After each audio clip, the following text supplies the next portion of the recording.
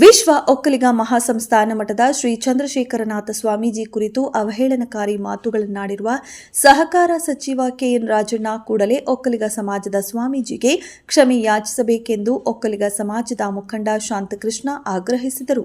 ಪತ್ರಿಕಾಗೋಷ್ಠಿಯಲ್ಲಿ ಮಾತನಾಡಿದ ಅವರು, ಸಚಿವ ಕೆಎನ್ ರಾಜಣ್ಣನವರು ಒಕ್ಕಲಿಗ ಸಮಾಜದ ಸ್ವಾಮೀಜಿಗಳ ಬಗ್ಗೆ ಹಗುರವಾಗಿ ಮಾತನಾಡಿರುವುದು ಅವರಿಗೆ ಶೋಭೆ ತರುವುದಿಲ್ಲ.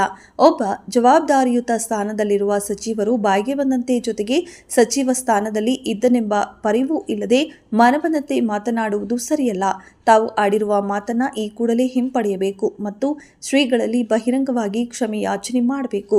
ಅವರ ಈ ಮಾತು ಒಕ್ಕಲಿಗ ಸಮಾಜಕ್ಕೆ ಮಾಡಿರುವ ಅಪಮಾನ. ವಿಶ್ವ ಒಕ್ಕಲಿಗರ ಮಹಾಸಂಸ್ಥಾನ ಮಠದ ಚಂದ್ರಶೇಖರನಾಥ ಸ್ವಾಮೀಜಿ ಒಂದು ಸಮುದಾಯ ಮಾತ್ರವಲ್ಲದೆ ನಾಡಿನ ಸಮಸ್ತ ಜನತೆಗೆ ಮಾರ್ಗದರ್ಶನ ಮಾಡುವವರು. ಉಪಮುಖ್ಯಮಂತ್ರಿ ಡಿಕೆ ಶಿವಕುಮಾರ್ ಅವರಿಗೆ ಮುಖ್ಯಮಂತ್ರಿಯಾಗಲು ಅವಕಾಶ ನೀಡುವಂತೆ ಹೇಳಿರುವುದು ಶ್ರೀಗಳ ಮನದಾಳದ ವೈಯಕ್ತಿಕ ಅಭಿಪ್ರಾಯ ಇರಬಹುದು. ಸಮಾಜದ ಮೇಲಿರುವ ಗೌರವಕ್ಕೆ ಶ್ರೀಗಳು ಆಶೀರ್ವಾದ ಮಾಡ್ತಾರೆ, ಇದರಲ್ಲಿ ತಪ್ಪೇನಿದೆ ಎಂದರು. ಇನ್ನು ಸಚಿವರ ಈ ದುರಂಕಾರದಿಂದ ಮಾತಿನಿಂದ ನಮಗೂ ಕೂಡ ಬೇಸರ ತಂದಿದೆ. ಹಾಗಾಗಿ ಕೂಡಲೇ ಕೆಎನ್ ರಾಜಣ್ಣ ಸ್ವಾಮೀಜಿಯೊಡನೆ ಕ್ಷಮೆ ಯಾಚಿಸಬೇಕು ಎಂದು ಆಗ್ರಹಿಸಿದರು. ಇನ್ನು ಕಾದಾಳು ಲೋಕೇಶ್ ಮಾತನಾಡಿ, ಒಕ್ಕಲಿಗರ ಮಠದ ಪೀಠಾಧ್ಯಕ್ಷ ಶ್ರೀ ಚಂದ್ರಶೇಖರನಾಥ ಸ್ವಾಮೀಜಿಯವರ ವಿರುದ್ಧ ಲಘುವಾಗಿ ಮಾತನಾಡಿರುವುದು ನಮಗೆ ಮತ್ತು ನಮ್ಮ ಸಮಾಜದ ಸ್ವಾಮೀಜಿಗೆ ಅಗೌರವ ತಂದಿದೆ. ಕೆಎನ್ ರಾಜಣ್ಣ ವರ್ತನೆ ಸರಿಯಿಲ್ಲ.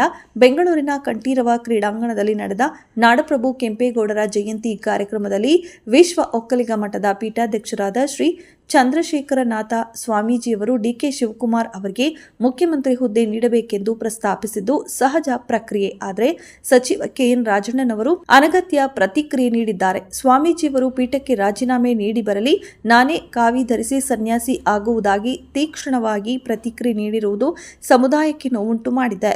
ಒಬ್ಬ ಜವಾಬ್ದಾರಿಯುತ ಸ್ಥಾನದಲ್ಲಿರುವ ಸಚಿವರು ಒಕ್ಕಲಿಗ ಸ್ವಾಮೀಜಿ ಬಗ್ಗೆ ಮಾತನಾಡಿರುವುದು ಸ್ವಾಮೀಜಿಗೆ ಅಲ್ಲದೆ ಸಮುದಾಯಕ್ಕೆ ಮಾಡಿರುವ ಅಪಮಾನ. ಆದರೆ ಈ ವಿಚಾರವಾಗಿ ಯಾವೊಬ್ಬ ರಾಜ್ಯದ ಒಕ್ಕಲಿಗ ಮುಖಂಡರು ಮತ್ತು ಸಂಘಟನೆಗಳು ಮಾತನಾಡದಿರುವುದು ವಿಪರ್ಯಾಸ ಅನ್ನಿಸುತ್ತೆ.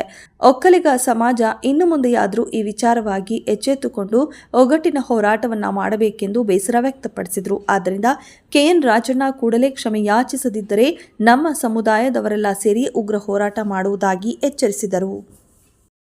ರಾಜಣ್ಣನವರು ಅವರು ಒಬ್ಬ ಜವಾಬ್ದಾರಿ ಸ್ಥಾನದಲ್ಲಿರ್ತಕ್ಕಂಥವ್ರು, ಮಾತಾಡಬೇಕಾದ್ರೆ ಸ್ವಲ್ಪ ಯೋಚನೆ ಮಾಡಿ ಮಾತಾಡಬೇಕು. ಯಾಕಂತೇಳಿದ್ರೆ ನಾನು ಅವ್ರಿಗೆ ಹೇಳೋ ದೊಡ್ಡವನಲ್ಲ, ಆದರೂ ನಾನು ನನ್ನ ಸಮಾಜಕ್ಕೆ ನೋವಾದಾಗ ನಾನು ಹೇಳಬೇಕಾಗತ್ತೆ.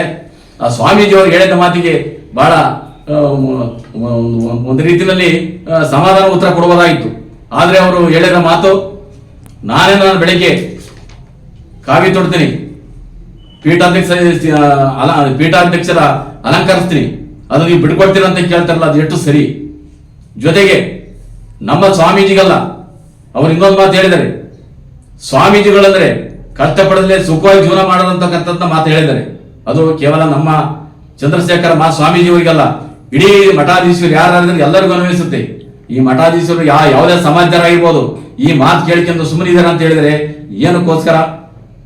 ಈಗ ಎಲ್ಲಾ ಸಮಾಜದವರಿಗೂ ಅವ್ರದೇ ಆದ ಪ್ರೀತಿ ವಿಶ್ವಾಸ ಇದ್ದೇ ಇರುತ್ತೆ.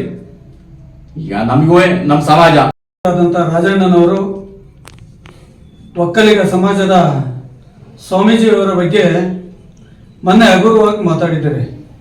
ಇದನ್ನ ತಾಲೂಕು ಒಕ್ಕಲಿಗ ಸಮಾಜದಿಂದ ಖಂಡಿಸಬೇಕು. ಖಂಡಿಸ್ತಾ ಇದ್ರೆ ಒಕ್ಕಲಿಗ ಸಮಾಜ ಒಂದು ಕೆಳಮಟ್ಟಕ್ಕೆ ಹೋಗುವಂತ ಪರಿಸ್ಥಿತಿಗೆ ನಿರ್ಮಾಣ ಆಗ್ತಾ ಇದೆ.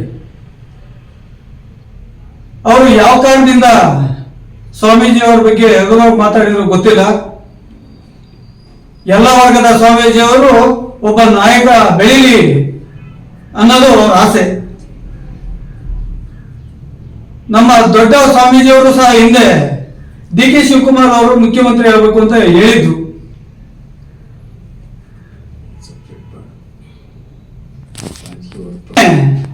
ಕೆಂಪೇಗೌಡರ ಜಯಂತಿಯಲ್ಲಿ ಅವ್ರ ಮನಸ್ಸಲ್ಲಿ ಇದ್ದಿದ್ದನ್ನ ಅವರು ಹೇಳಿದ್ರಲ್ಲಿ ತಪ್ಪೇನಿಲ್ಲ. ಏನು ಇವರು ಕಾಂಟ್ರವರ್ಸ್ ಆಗಿ ಹೇಳ್ತಾರೆ, ಇದು ಹೇಹ ಕೃತ್ಯ. ಅವರು ತಕ್ಷಣ ಸ್ವಾಮೀಜಿಯವರಿಗೆ ಕ್ಷಮೆ ಕೇಳಬೇಕು. ಕ್ಷಮೆ ಕೇಳದೇ ಇದ್ರೆ ಮುಂದಿನ ದಿನಗಳಲ್ಲಿ ಒಕ್ಕಲಿಗ ಸಮಾಜ ಸಿಡಿದೇಳುವಂತ ಕಾಲ ಸನ್ನಿಹಿತ ಆಗುತ್ತೆ ಅಂತ ಹೇಳ್ತಾ ನನ್ನ ಮಾತು